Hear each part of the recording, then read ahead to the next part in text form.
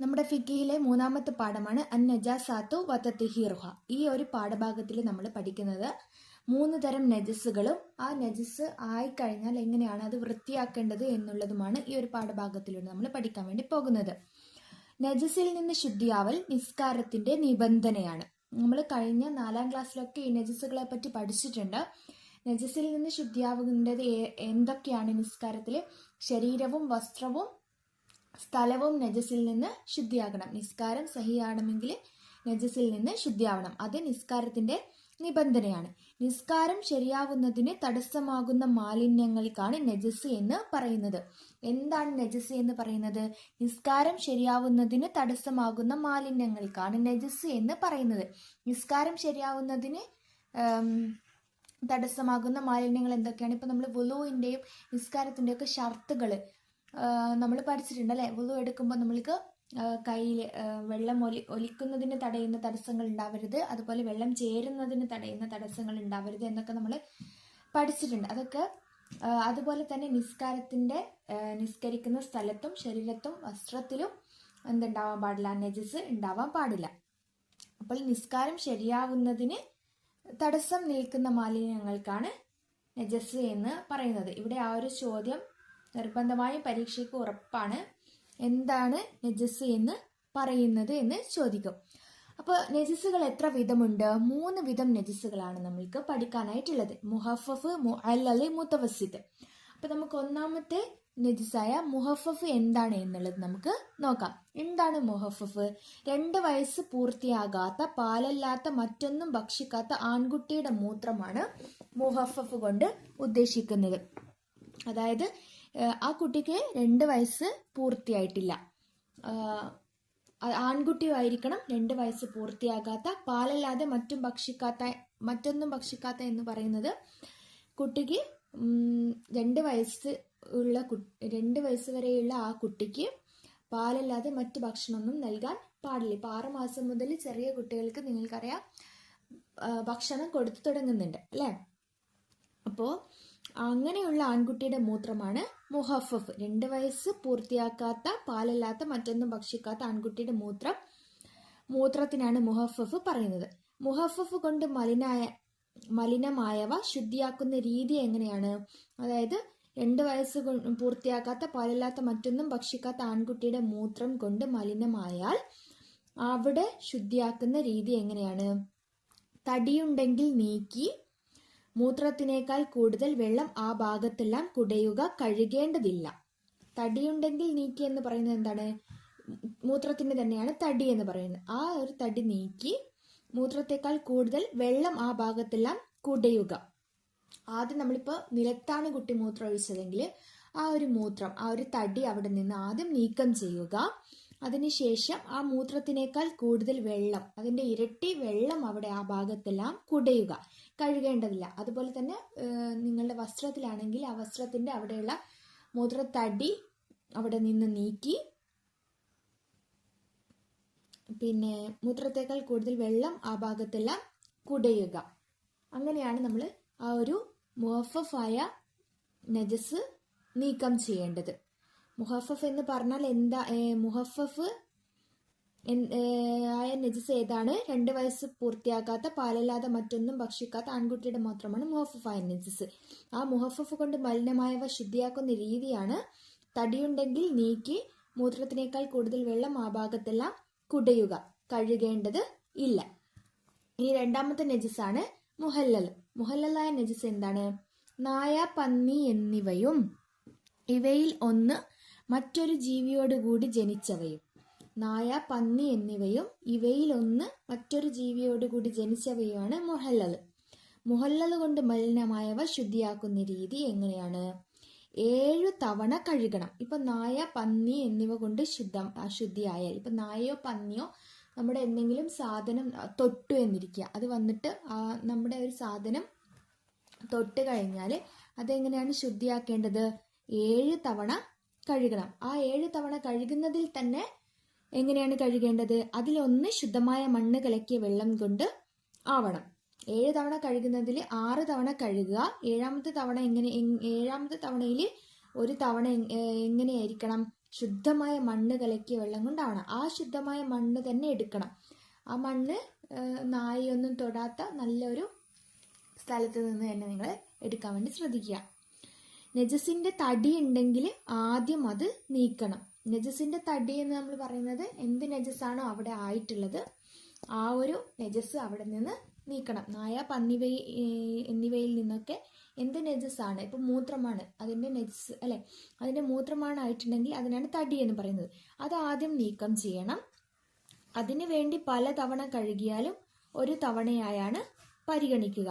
ഇത് ആദ്യം പറയുന്നത് നജസിന്റെ തടി ഉണ്ടെങ്കിൽ ആദ്യം അത് നീക്കം ചെയ്യണം. ആ ഒരു തടി നീക്കി കഴിഞ്ഞ ശേഷമാണ് ഈ 7 തവണയുടെ കാര്യം കൂട്ടുകയുള്ളൂ. അതായത് ഇപ്പോൾ നജസിന്റെ തടി, ഇപ്പോൾ ഒരു സ്ഥലത്ത് ഇപ്പൊ നായ അപ്പിയിട്ടു അല്ലെങ്കിൽ നായ മൂത്രയിച്ചു, നായയോ പന്നിയോ അതൊന്ന് തൊട്ടു, അപ്പോൾ അത് അവിടെ എന്തെങ്കിലും അതിൻ്റെ മൂത്രമോ എന്തെങ്കിലും ഉണ്ടെങ്കിൽ അത് ആദ്യം നീക്കം ചെയ്യുക. അത് നീക്കം ചെയ്യാൻ വേണ്ടി നിങ്ങൾ ചിലപ്പോൾ 10 20 പ്രാവശ്യം നിങ്ങൾ കഴുകിയിട്ടുണ്ടാവും ആ ഒരു തടി അവിടെ നിന്ന് നീക്കം ചെയ്യാൻ വേണ്ടിയിട്ട്. അപ്പോൾ ആ തടി നീക്കം ചെയ്ത ശേഷം കഴുകുന്ന ഓരോ കഴുകലുമാണ് 7 പരിഗണിക്കുകയുള്ളൂ. മനസ്സിലായല്ലോ? ഇനി നമുക്ക് മൂന്നാമത്തെ ചോദ്യം. മൂന്നാമത്തെ നജസ് മുത്തവസ്സിത്താണ്. എന്താണ് മുത്തവസ്സിത്തായ നജസ്? മലം, മൂത്രം, രക്തം, ചലം, മസി, വദി. എന്തൊക്കെയാണ്? മലം, മൂത്രം, രക്തം, ചലം, മസി, വദി. ആമാശയയിലെത്തിയ ശേഷം ഛർദ്ദിച്ചത്, ലഹരി ദ്രാവകങ്ങൾ. മുത്തവസ്സിത്തായ നജസിന് ഉദാഹരണങ്ങളാണ് മലം, മൂത്രം, രക്തം, ചലം, മസി, വദി. പിന്നെ ആമാശയത്തിലെത്തിയ ശേഷം ഛർദ്ദിച്ചത്, നമ്മൾ ആദ്യം ഭക്ഷണം കഴിച്ച് അതൊക്കെ ദഹിച്ച് വീണ്ടും ഇങ്ങോട്ടേക്ക് ഛർദ്ദിക്കുമല്ലോ, അത്. പിന്നെ ലഹരി ദ്രാവകങ്ങൾ. ഇതൊക്കെ മുത്തവസ്സിത്തായ നജസുകളാണ്. മുത്തവസ്സിത്തായ നജസിന് കുറച്ചധികം ഉദാഹരണങ്ങൾ ഇവിടെ തന്നിട്ടുണ്ട്. മനുഷ്യരല്ലാത്ത ഭക്ഷിക്കപ്പെടാത്ത ജീവികളുടെ പാല്. മനുഷ്യരല്ലാത്ത ഭക്ഷിക്കപ്പെടാത്ത ജീവികളുടെ പാല്.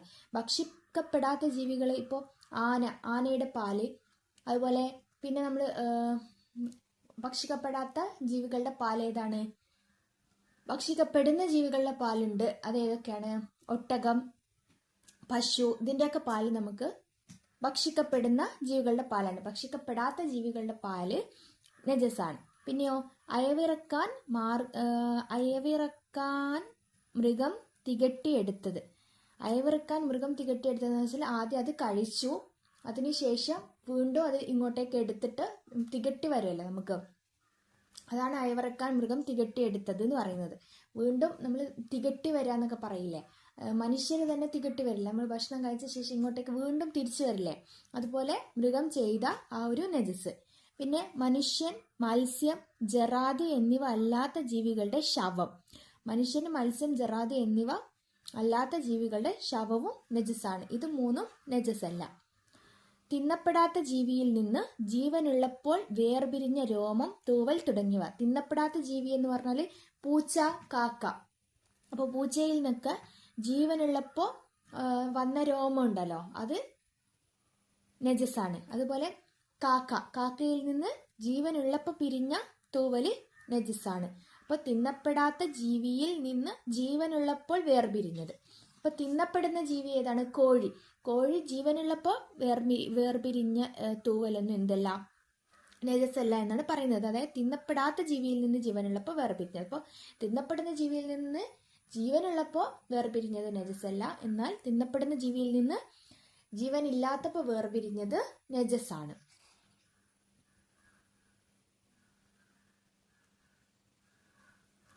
തിന്നപ്പെടാത്ത ജീവിയിൽ നിന്ന് ജീവനുള്ളപ്പോൾ വേർപിരിഞ്ഞ രോമം, തൂവൽ തുടങ്ങിയത്. പൂച്ച, കാക്ക, അതിൽ നിന്നൊക്കെ വേർപിരിഞ്ഞത്. നമുക്ക് പറയാം, നമ്മൾക്ക് കോഴിയെ നമ്മൾ ഭക്ഷിക്കും. കോഴി ചത്ത് കഴിഞ്ഞാൽ അതെന്താണ്? നജസാണ് അല്ലെ. ചത്ത കോഴിയെ നമ്മൾ കഴിക്കില്ല. അതിന് നമ്മൾ തക്ബീറൊക്കെ ചൊല്ലി നമ്മൾ എന്ത് ചെയ്യും? കൊന്നിട്ടാണ് നമ്മൾ കഴിക്കുന്നത് അല്ലെ. അപ്പോൾ ഇനി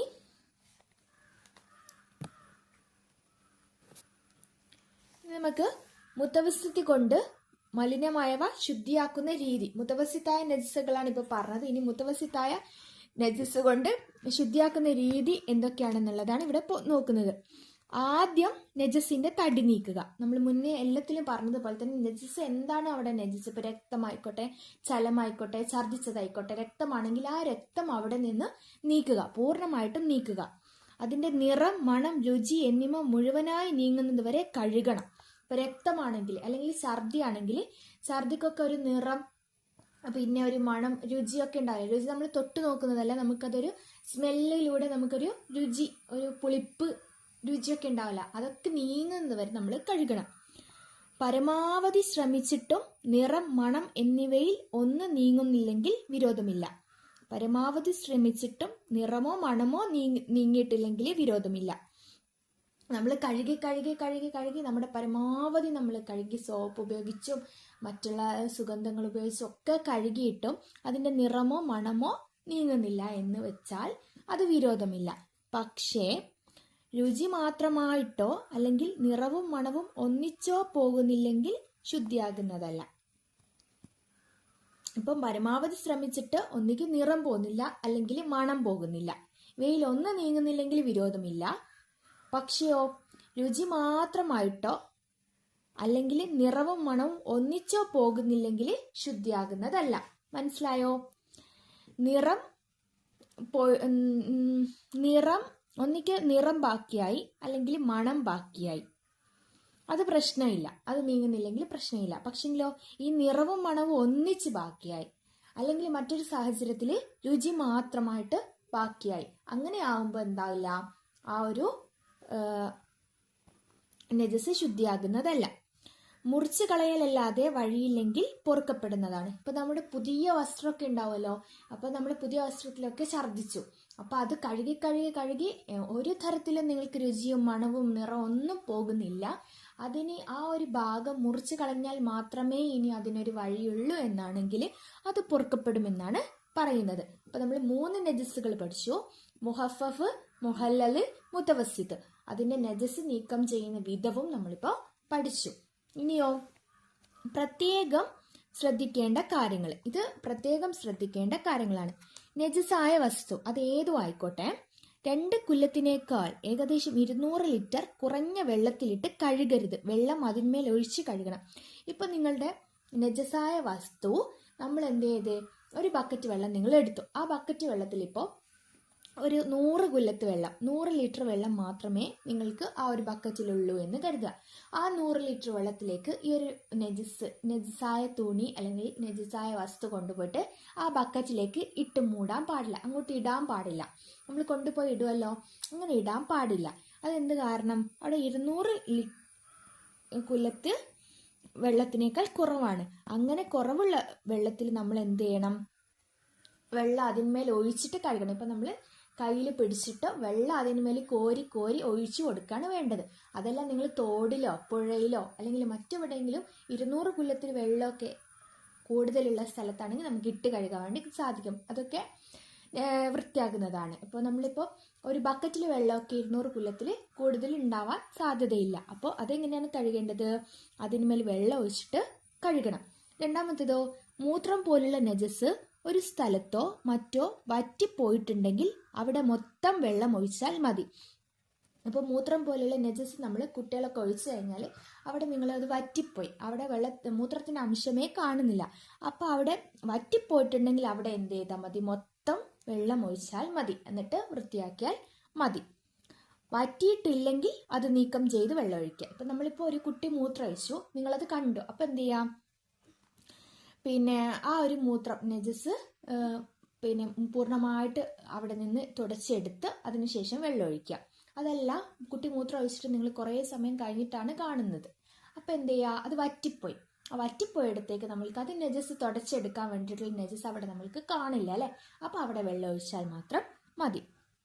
ഇനിയോ കിണറിലെ കുറഞ്ഞ വെള്ളം നജസായാൽ അതിലേക്ക് കൂടുതൽ വെള്ളം ഒഴിച്ച് 2 കുല്ലത്താക്കുകയാണ് വേണ്ടത്. കിണറിലെ കുറഞ്ഞ വെള്ളം നജസായാൽ, ഇപ്പോൾ നമ്മൾ കിണറിൽ വെള്ളം വറ്റാനായ സമയമൊക്കെ ഉണ്ടല്ലോ, ഏപ്രിൽ മെയ് മാസങ്ങളൊക്കെ, അങ്ങനെയല്ലെങ്കിൽ ഇപ്പോൾ നിങ്ങളുടെ കിണറ്റിൽ കുറച്ച് വെള്ളം മാത്രമേ ഉള്ളൂ, ആ കുറഞ്ഞ വെള്ളത്തിൽ നജസായി, ആ വെള്ളത്തിൽ നജസായി കഴിഞ്ഞാൽ നമുക്ക് കിണർ വെള്ളത്തിലേക്ക് അതിലേക്ക് കൂടുതൽ വെള്ളം ഒഴിച്ച് 2 കുല്ലത്താക്കുകയാണ് വേണ്ടത്. അപ്പോൾ ആ ഒരു നജസിലേക്ക് നമ്മൾ നജസായ വെള്ളത്തിലേക്ക് 2 കുല്ലത്ത് വെള്ളത്തിൽ കൂടുതൽ 2 കുല്ലത്ത് വെള്ളം ഒഴിച്ചിട്ട് ആ ഒരു വെള്ളത്തിലേക്ക് ഒഴിക്കുകയാണ് വേണ്ടത്. അപ്പോൾ ഒഴിക്കുന്ന വെള്ളം 2 കുല്ലത്ത് ലഹരി ദ്രാവകങ്ങൾ സ്വയം സുർക്കയാൽ കൊണ്ട് ശുദ്ധിയാകും. പിന്നെയോ നായ, പന്നി എന്നിവയും ഇവയൊന്ന് മറ്റൊരു ജീവിയോടുകൂടി ജനിച്ചവയും അല്ലാത്ത ശവത്തിന്റെ തോല് ഊറക്കിട്ടാൽ ശുദ്ധിയാകും. നായ, പന്നി എന്നിവയുടെ തോല്. പിന്നെയോ ഇവയൊന്ന് മറ്റൊരു ജീവിയോടുകൂടി ജനിച്ചവയും അല്ലാത്ത ശവത്തിന്റെ തോലും ഊറക്കിട്ടാൽ ശുദ്ധിയാകും. ഇതൊക്കെ സ്വയം ശുദ്ധിയാകുന്ന നജസുകൾ. എങ്ങനെയാണ് സ്വയം ശുദ്ധിയാകുന്നത് എന്നാണ് ഇവിടെ പറയുന്നത്. നമുക്ക് ചോദ്യോത്തരം നോക്കാം. നജസ് എത്ര വിധമാകുന്നു? നജസ് എത്ര വിധമാണ്? നജസ് 3 വിധമാകുന്നു. മുഹഫഫ്, മുഹല്ലല്, മുത്തവസ്സിത്ത്. മുഹല്ലലായ നജസ് ഏതാകുന്നു? മുഹല്ലലായ നജസ് ഏതാണ്? നമ്മളിപ്പുറത്ത് ഇവിടെ ഉണ്ട്. നായ, പന്നി എന്നിവയും ഇവയിലൊന്ന് മറ്റൊരു ജീവിയോടുകൂടി ജനിച്ചവയുമാണ് മുഹല്ലലായ നജസ്. പിന്നെ എന്താണ് ചോദ്യം? മുത്തവസ്സിത്തായ നജസ് കൊണ്ട് മലിനമായത് ശുദ്ധിയാക്കാൻ എന്ത് ചെയ്യണം? മുത്തവസ്സിത്തായ നജസ് കൊണ്ട് മലിനമായത് ശുദ്ധിയാക്കാൻ നമ്മൾ പറഞ്ഞുള്ളത്. മുത്തവസ്സിത്തായ കൊണ്ട് ശുദ്ധിയാക്കുന്ന രീതി. ആദ്യം നജസിന്റെ തടി കളയുക, നിറം, മണം, രുചി എന്നിവ മുഴുവനായി നീങ്ങുന്നത് വരെ കഴുകുക. അങ്ങനെയാണ് മുത്തവസ്സിത്തായ നജസ് കൊണ്ട് ശുദ്ധിയാക്കേണ്ടത്. പിന്നെയോ മലിനമായ വസ്തു കുറഞ്ഞ വെള്ളത്തിലിട്ട് കഴുകാമോ? മലിനമായ വസ്തു കുറഞ്ഞ വെള്ളത്തിലിട്ട് കഴുകാമോ? അതിൻ്റെ ഉത്തരം ഇവിടെയുണ്ട്. മലിനമായ വസ്തു എങ്ങനെയാണ് കഴുകേണ്ടത്? മലിനമായ വസ്തു 2 കുല്ലത്തിനേക്കാൾ കുറഞ്ഞ വെള്ളത്തിലിട്ട് കഴുകരുത്. വെള്ളം അതിന്മേൽ ഒഴിച്ച് കഴുകിയാണ് വേണ്ടത്. കുറഞ്ഞ വെള്ളത്തിലിട്ടിട്ട് ഉണ്ടായിരിക്കണം. പിന്നെയോ മുഹല്ലലായ നജസ് കൊണ്ട് മലിനമായത് ശുദ്ധിയാക്കാൻ എത്ര തവണ കഴുകണം? 7 തവണ കഴുകണം. മുത്തവസ്സിത്ത് കൊണ്ട് മലിനമായ വസ്തു കഴുകുമ്പോൾ രുചി, മണം, നിറം എന്നിവ നീങ്ങണം. ഇനി നമുക്ക് ശരിയും തെറ്റും അടയാളപ്പെടുത്താം. 2 വയസ്സാവാത്ത പാലല്ലാത്ത മറ്റൊന്നും ഭക്ഷിക്കാത്ത ആൺകുട്ടിയുടെ മൂത്രം മുഹഫഫ് ആണ് എന്നാണ് ഇവിടെ പറയുന്നത്. അത് ശരിയാണോ തെറ്റാണോ? ശരിയാണ്. നായയുടെ രോമം മുഹല്ലലാണ് എന്നാണ് ഇവിടെ പറയുന്നത്. നമുക്ക് നോക്കാം, നായയുടെ രോമം മുഹല്ലലാണോ? അതൊക്കെ ഇവിടെ ഉണ്ട്. നായയുടെ രോമം നമ്മൾ മുഹല്ലലിൻ്റെത് ഇവിടെയാണ് പഠിച്ചിട്ടുള്ളത് അല്ലേ?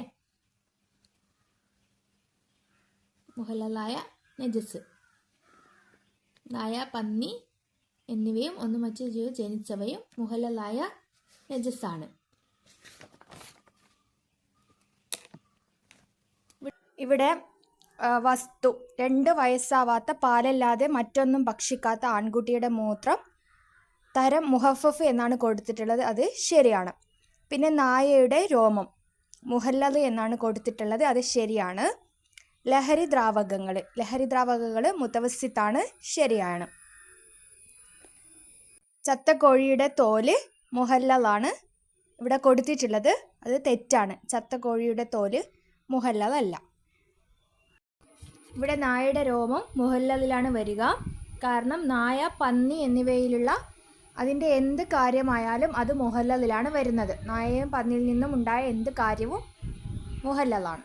നിങ്ങൾക്ക് ഈ വീഡിയോ ഇഷ്ടമായിട്ടുണ്ടെങ്കിൽ പ്ലീസ് ഒന്ന് ലൈക്ക് ചെയ്യുക. നിങ്ങളുടെ വിലയേറിയ അഭിപ്രായങ്ങൾ ഒന്ന് കമൻറ്റ് ചെയ്യുക. പിന്നെ സബ്സ്ക്രൈബ് ചെയ്യാത്ത കൂട്ടുകാരുണ്ടെങ്കിൽ ഒന്ന് സബ്സ്ക്രൈബും കൂടി ചെയ്യുക. Thanks for watching.